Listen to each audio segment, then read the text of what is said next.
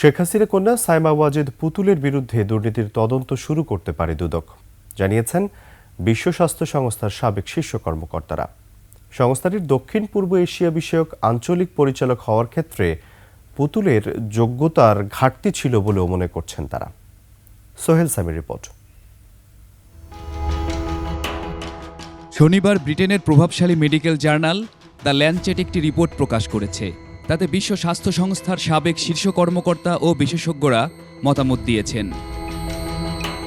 সাইমা ওয়াজেদ পুতুলকে ঘিরে বিশ্ব স্বাস্থ্য সংস্থার ভাবমূর্তিতে লেজে গোবরে অবস্থা দেখা দিয়েছে বলে মনে করছেন সংস্থাটির সাবেক পরিচালক মুকেশ কপিলা। নিয়োগটি হুর বিভিন্ন প্রক্রিয়া ও স্বচ্ছতাকে খর্ব করেছে বলেও জানান তিনি।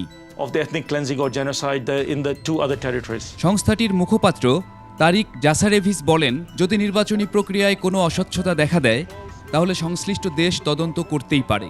এসব তদন্ত বা আইনগত প্রক্রিয়ায় বাধা দেবে না।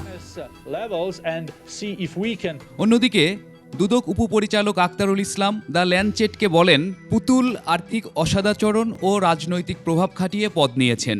অভিযোগ জানিয়ে বাংলাদেশের পররাষ্ট্র মন্ত্রণালয় ও স্বাস্থ্য মন্ত্রণালয়কে চিঠি দিয়েছেন তারা। শিয়া বাটার ও ভিটামিন ই সমৃদ্ধ Lily glam beauty soap. Lily, always beautiful. Lancet বলছে, সাইমা ওয়াজেদের চেয়ে বেশি যোগ্যতা ছিল নেপালের প্রার্থী শম্ভু প্রসাদ আচার্যের। কিন্তু বাংলাদেশের সাবেক প্রধানমন্ত্রী শেখ হাসিনা রাজনৈতিক ও আর্থিক প্রভাব খাটিয়ে মেয়ের প্রোফাইল উন্নত করেছেন, দিয়েছেন বিশ্ব স্বাস্থ্য সংস্থায় আঞ্চলিক পরিচালকের চাকরি।